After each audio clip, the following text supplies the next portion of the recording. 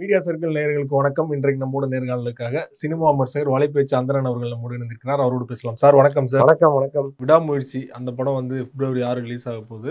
மயில் திருமணி தொடர்ச்சியா பேட்டிகள் கொடுத்துட்டு இருக்காரு. அதுல குறிப்பா அவர் வந்து நெகட்டிவா நிறைய பரப்புறாங்க அப்படின்னு சொல்லிட்டு சொல்லும்போது வலைப்பேச்சு டீம் மேலேயுமே ஒரு குற்றச்சாட்டு வச்சுட்டாரு அப்படிங்கிற மாதிரி தகவல் இருக்கு இல்லையா? அதுக்கு உங்களுக்கு பதில் என்ன சார்? இல்லை, அதுக்கு நம்ம நிறைய பேசிட்டோம். நம்ம அங்கே இல்லாத ஒரு தகவலை நம்ம சொல்லலை. இன்னொன்று அவர் ஏதோ பேட்ச் ஒர்க் எடுக்கிறத பெரிய ஒரு தவறான செயலாகவும் அது தூக்கு தண்டனைக்குரிய குற்றம்ங்கிற மாதிரியும் சொல்கிறாரு. நான் எடுத்ததே இல்லை சார்னு ரொம்ப முகத்தை விகாரமாக வச்சுக்கிட்டு சொல்கிறாரு. அப்படிலாம் சொல்ல வேண்டிய அவசியமே இல்லை. மணிரத்னமே பேட்ச் ஒர்க் பண்ணியிருக்கிறாரு. இன்னொன்று வந்து இப்போ ஒன்றும் இல்லை, இன்டீரியர் காட்சி ஒரு இடத்துல எடுப்பாங்க, எக்ஸ்டீரியர் வேற ஒரு இடத்துல எடுப்பாங்க. இதை தான் நம்ம பேட்ச் ஒர்க்குன்னு சொல்கிறோம். ஸோ அதனால் அவர் ஏதோ அது வந்து இப்போ ஒரு ஹாஸ்பிட்டல் எடுக்கிறாங்கன்னு வைங்க, இப்போ ஜிஹெச்சில் போய் நீங்கள் எடுக்க முடியாது. அதை நீங்கள் ப்ரைவேட்டில் பேஷண்ட்டெல்லாம் நீங்கள் வந்து உருவாக்கி எங்கேயோ ஒரு இடத்துல அந்த பெட்டெல்லாம் போட்டு எடுத்துட்டு எக்ஸ்டீரியர் காமிக்கும் போது நீங்கள் ஜிஹெச்சை காமிப்பீங்க இல்லையா? ஸோ இதை தானே பேட்ச் ஒர்க்குன்னு சொல்கிறோம். இதில் என்ன பெரிய குறை கண்டாருன்னு தெரியல. அதே மாதிரி எடுத்த காட்சிகளே திரும்ப எடுப்பாருன்னு நம்ம சொல்லியிருக்கோம். அதைத்தான் உதயநிதி சொல்கிறாரு. உதயநிதி கழக தலைவன் படத்தில் அந்த கிளிப்பிங் கூட வைரல் ஆச்சு. இந்த படம் ரொம்ப தாமதம் ஆயிடுச்சுன்னு சொல்லும்போது உட்கார்ந்துருந்த மகிழ் தேன்மணி எந்திரிச்சு வந்து மைக்கை பிடிச்சி ஒரு விளக்கம் கொடுக்குறாரு. நடுவில் 2 லாக்டவுன் வந்துருச்சு, அதுக்கு நான் பொறுப்பு இல்லைன்னு சொல்கிறாரு. அவர் போய் திரும்ப உட்கார்ந்த பிறகும் உதயநிதி தொடர்வதை நீங்கள் பாருங்கள். அதில் சொல்லுவார், என்கிட்ட சீன் பேப்பர் கொண்டு வந்து கொடுத்தாங்க, இதை தான் நேற்று எடுத்தீங்களேயான்னு நான் கேட்டேன். இல்லை இன்றைக்கி மறுபடியும் எடுக்க போகிறோன்னு சொன்னாங்கன்னு சொல்லுவார். அப்போ இவர் யார், இவர் எப்படி படம் எடுப்பாருங்கிறத அவரு தெள்ளந்தெளிவாக சொல்கிறாரு. இவருக்கு முன்னாடி அவருடைய முதல் படம் மாணிக்கம் நாராயணன் தயாரிப்பாளர், அவரு ரொம்ப தெளிவாக சொல்கிறாரு. இவங்க 2 பேரை தாண்டி நாம் ஒன்றும் அநாகரிகமாக அவரை பற்றி விமர்சனம் பண்ணல. உள்ளபடியாக அவர் பதில் சொல்லணும்னா எங்களுக்கு சொல்லக்கூடாது. உதயநிதிக்கும் நான் சவன்சான நாராயணனுக்கும் தான் சொல்லணும் பதிலை. நீங்கள் கேட்டுங்கன்னு தான் அவர் சொல்லணும். ஆனால் அவங்களெல்லாம் அவர் பிரைஸ் பண்ணி பேசுகிறாரு. அது என்னன்னு நமக்கு புரியல. பேச முடியாது. ஸோ அதனால் உள்ளபடியே தைரியம் உள்ள ஒரு இயக்குனராக இருந்தால் இந்த யூடியூபர்ஸு முக்கியமாக எங்களை விட்டுட்டு உதயநிதிக்கு பதில் சொல்லுங்கள். என்ன சார் இப்படி சொன்னீங்களே அப்படின்னு என்ன சொல்லுங்கள். ஏன்னா அதுதான் இன்றைக்கி வைரலாக போயிட்டுருக்கு. இன்னொன்று, அஜித்துக்கும் எனக்கும் சண்டைன்னு சொல்கிறாங்க அப்படின்னு அவர் சொல்கிறாரு. நாம் ஏன் அப்படி சொன்னோம் அப்படின்னா, அஜித்தினுடைய நெருங்கிய நண்பர் நீரவ் ஷா, அஜித்தின் வேண்டுகோளுக்கு இணங்க நீரவ் ஷா அந்த படத்துக்குள்ளே வராரு. அவர் அந்த படத்துலேருந்து வெளியே அனுப்புனது யார்? மகிழ் திருமணி தானே. அப்போ அஜித்துக்கு வந்து ஒரு வருத்தம் வருமா? கோபம் வர கூட வேண்டாம், வருத்தம் வரும்ல. என்னடா நாம் ஒரு ஒளிப்பதிவாளரை கூப்பிட்டு வரோம், இவர் அவரோட பாலிடிக்ஸ் பண்ணி அவர் வெளியில் அனுப்பிட்டாருன்னு தோணுமா தோணாதா?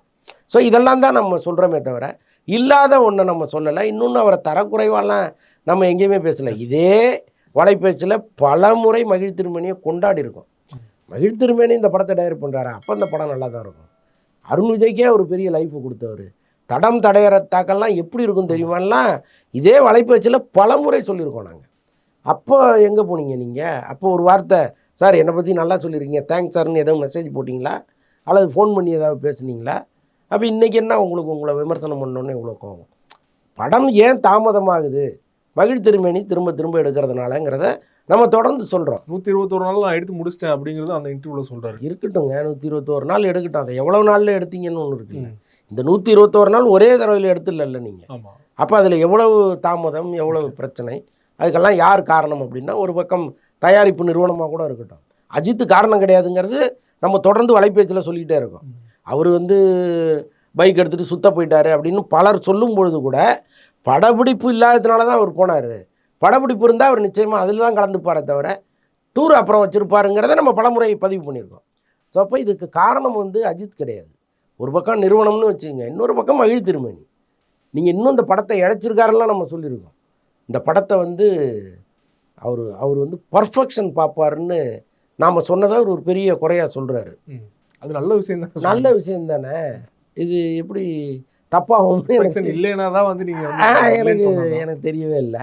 ஸோ அதுமாரி அவர் ஏதோ அந்த ஆத்திரக்காரனுக்கு புத்தி மட்டுங்கிற மாதிரி ஏதோ இவ்வளோ நாள் கழித்து வந்து உட்காந்து எல்லா சேனல்லையும் நம்மளை பேசணும்னு நினச்சி பேசிகிட்டு இருக்காரு.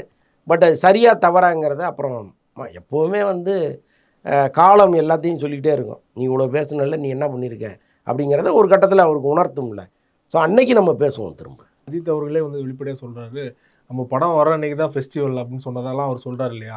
ஸோ உண்மையிலேயே ஃபெஸ்டிவலாக தான் மாறப்போதா பிப்ரவரி 6? கட்டாயமாங்க. அஜித் விஜய் படம், ரஜினி கமல் படம், இது 4ம் வரும்பொழுது அதுதான் ஃபெஸ்டிவல் டே. அதில் எந்த மாற்று கருத்துமே இல்லை. இன்றைக்கும் திரையுலகத்தில் அவங்க 2 பேரும் வந்து ஆல்மோஸ்ட்டு ரிட்டையர் ஆகிட்டாங்கன்னு பல பேர் நினைத்தால் கூட ரஜினி வந்து அந்த இடத்துல நிற்கிறாரு. கமல் கொஞ்சம் முன்ன போயிட்டு வந்துட்டு இருக்காரு. இப்போ தக் லைஃப்லாம் வந்ததுன்னா கமலுக்கே அது வேறு மாதிரி இருக்கும். இப்போ அதுதான் திருவிழாவாக தியேட்டர் இருக்க போகுது. ஸோ அப்படிப்பட்ட சூழலில் இவங்க வர்ற நாள் தான் ஃபெஸ்டிவல் டே. அதில் என்ன சந்தேகம்? அதை தான் நம்ம பலமுறை சொல்லியிருக்கோமே. மகிழ் திருமேனி என்ன சொல்கிறது, அஜித் என்ன மகிழ் திருமேனிகிட்ட சொல்கிறது, நம்மளே சொல்லியிருக்கோமே. இப்போ இவர் பார்த்திபன் ஒரு தடவை பேசினார்.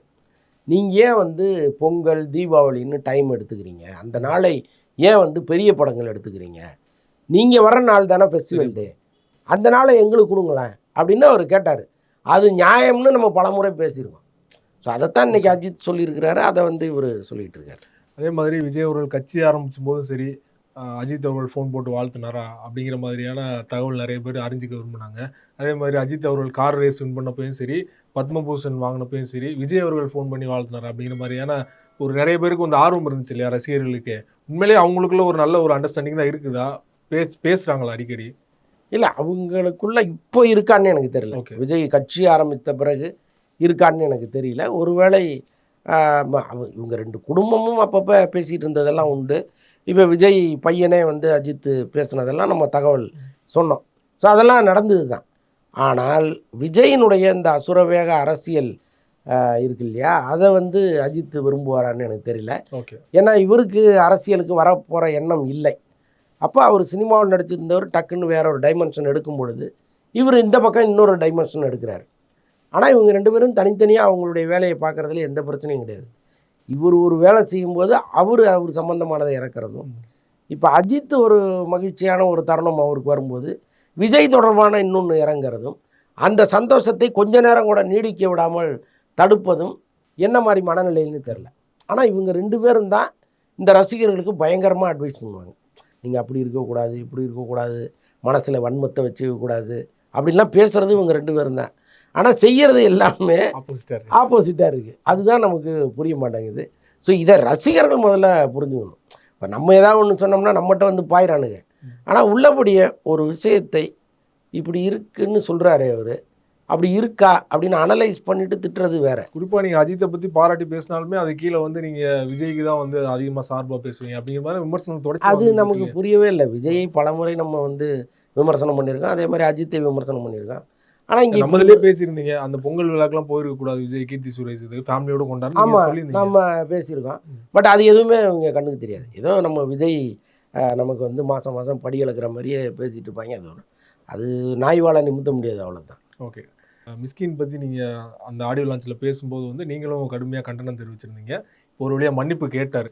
மன்னிப்பு கேட்டது இதெல்லாம் ஒரு விஷயமா? மன்னிப்பு கேட்டதுக்கப்புறமா நிறைய பேர் வந்து ஆதரவாக கருத்து சொல்கிறாங்க இல்லையா, அதை எப்படி பார்க்குறீங்க? இது மன்னிப்பு கேட்குற விஷயமே இல்லை, நீங்கள் இளையராஜாவை நீங்கள் பாராட்டி பேசுகிறது தான் நீங்கள் முயற்சி பண்ணீங்க, அது தவறாக புரிஞ்சு கொள்ளப்பட்டுருச்சு அப்படின்னு சொல்லிட்டு அவருக்கு ஆதரவாக பேச ஆரம்பிச்சாங்க இல்லையா, அதை எப்படி பார்க்குறீங்க? இல்லை, அங்கே பேசுனதுக்கு யாருமே வந்து எதிர்ப்பு தெரிவிக்கலைங்க. அவர் பேசின கெட்ட வார்த்தைகளுக்கு தான் அவ்வளோ எதிர்ப்பு. அவருடைய கருத்துக்கு வந்து எதிர்ப்பு வரும், ஆதரவு வரும், அது வேற. ஒரு சர்வசாதாரணமாக யாரும் பேசக்கூடாத வார்த்தைகளை அந்த மேடையில் பேசுனது தான் நமக்கு எரிச்சல். இப்போ இந்த வார்த்தையை நீங்கள் வந்து ஒரு படத்தில் வச்சிங்கன்னா படத்துலேயே அதை கட் பண்ணுறாங்க, மியூட் பண்ணுறாங்க. அப்போ அது வந்து தவறுங்கிறது எல்லாருக்குமே தெரியுது. ஏன் மிஸ்கினுக்கு தெரிய மாட்டேங்கிறது தான் நம்ம கேள்வியாக இருந்துச்சு. அவர் பண்ணால் அவ்வளோ பெரிய தவறாக பண்ணிட்டார், அவர் வந்து மன்னிப்பு கேட்க வச்சிட்டாங்க அப்படிங்கிற ரீதியில் நிறைய பேர் அவருக்கு ஆதரவாக. அவனுங்களை விட முட்டாள்கள் எவனுமே கிடையாதுன்னு வச்சுக்கோங்க. அப்படி யாராவது பேசியிருந்தான்னா அவனை விட முட்டாள் இந்த உலகத்தில் எவனுமே கிடையாது. அந்த மேடை நாகரிகமான மேடை. அதே பிரசாத் ஸ்டுடியோவில் அந்த மேடையில் எவ்வளோ பெரிய ஜாம்பவான்கள்லாம் பேசியிருக்காங்க. எவ்வளோ பேர் பேசும்பொழுது நம்ம முன்னாடி உட்காந்து கேட்டிருக்கோம். அப்படிப்பட்ட மேடையை இந்த ஆள் அசிங்கப்படுத்துகிறாரேங்கிறது தான் எல்லாருடைய கோபமாக இருந்துச்சு. இதுக்கு ஆதரவாக எவனோ பேசினான்னா நம்ம என்ன சொல்கிறதுன்னு நமக்கு புரியல. வார்த்தைகளில் கண்ணியம் இருக்கணுங்க. நீங்கள் என்ன கருத்தை வேணாலும் பேசுங்க, பயன்படுத்துங்க. கெட்ட வார்த்தைகளை ஏன் அவ்வளோ சர்வசாதாரணமாக போடுறீங்க? இன்னொன்று வந்து இருட்டறையில் முரட்டு குத்துன்னு ஒரு படம் வந்துச்சு, அதை யாராவது கேட்டிங்களான்னா எல்லாரும் தான் கேட்டோம். யாரும் கேட்காம விட்டாங்க? அந்த படத்தின் தயாரிப்பாளர் ஞானவேல் ராஜாவன்னா கேட்காம இருந்திருக்கலாம். அவரை தவிர எல்லாருமே கேட்டாங்க. பல பத்திரிகைகள் அதை விமர்சனமே எழுதலை, அதை ஒரு படமாகவே கன்சிடர் பண்ணல, பதிவே பண்ணக்கூடாது இது அப்படின்னு நினச்சி ஒதுங்கின பத்திரிகைகள் ஏராளம் உண்டு. ஒரு பேட்டியில் அந்த இயக்குனர் பாதிலே வெளியேறிட்டார். அந்த சம்பவம் அந்த அளவுக்கு எல்லாருமே கண்டித்தோம். இவர் வந்து ரொம்ப யாராவது கேட்டிங்களா அப்படின்னா, நீங்கள் செஞ்சது தவறு, நான் வந்து நிபந்தனையற்ற மன்னிப்பு கேட்குறேன்ட்டு போயிருந்தா எந்த பிரச்சனையும் கிடையாது. நீ ஏன் அவனை கேட்கல, நீ ஏன் இவனை கேட்கலன்னா அப்போ நான் பேசுன நியாயம்னு அர்த்தமா என்ன? அப்படி கிடையவே கிடையாது. அவர் மன்னிப்பு கேட்க வந்து மறுபடியும் அதை ஒரு பிரச்சனையாக மாற்றி விட்டு போயிருக்காரு, அவ்வளோதான். அவருக்கு நெகட்டிவ் ஆனாலும் அந்த படத்துக்கு பாசிட்டிவ் அமைஞ்சிருச்சோ, பாட்டில் ராதா படத்துக்கு அவர் பேசினது? இல்லை, அது அப்படி சொல்ல முடியாது. இதெல்லாம் வேறங்க. ப்ரொமோஷன்ஸ் அந்த மாதிரி படத்துக்கு எந்த வகையிலும் அது உதவவே உதவாது. நீங்கள் பாட்டில் ராதா படம் குறித்து நீங்கள் 2 வார்த்தை பேசுனீங்கன்னா அது உதவுமே தவிர, அது நீங்கள் அவுட் ஆஃப் சிலபஸ் போயிட்டீங்கன்னா ஒன்றும் அதனால சொல்ல வேண்டிய விஷயம் வந்து குடிக்கு எதிரான படம், இவர் குடிக்கு ஆதரவாக பேசி கடைசியில் அந்த படம் வந்து கொஞ்சம் டாக்குமெண்ட்ரியாக போயிடுச்சு. நிஜமாவே நல்ல படம் அது. இன்னைக்கு வந்து தேவையான ஒரு படம். அதை இன்னும் கொஞ்சம் கமர்ஷியல் ஆக்கி ஒரு ஒரு விளம்பர அதை என்ன சொல்கிறது, ஒரு வியாபார யுக்தியோடு அந்த படத்தை பண்ணியிருந்தாங்கன்னு வைங்களேன், அது ஒரு பெரிய ஹிட்டு படமாக மாறி இருக்கும். அதில் கொஞ்சம் அந்த இது சுவாரஸ்யம் குறைவான படமாக போயிடுச்சு. ஸோ அதுதான் அதில் இருக்கிற பிரச்சனை. மற்றபடி வந்து இவங்க பேசி தான் ஒரு படத்தை ஓட வைக்கணும்னா கொட்டுக்காளியெல்லாம் ஓடி இருக்கணும். இவங்க பேசுன அதான் இவங்க பேசின பேச்சுக்கு ஓடி இருக்கணும். அப்போ அதுக்கு சம்மந்தம் கிடையாது. எப்போவுமே படம் கண்டென்ட் தான். ரொம்ப நன்றி சார். சினிமா தொடர்பான பல்வேறு அப்டேட்டுகள் கொடுத்தீங்க, தொடர்ந்து கொடுக்கணும். மிக்க நன்றி. நன்றி.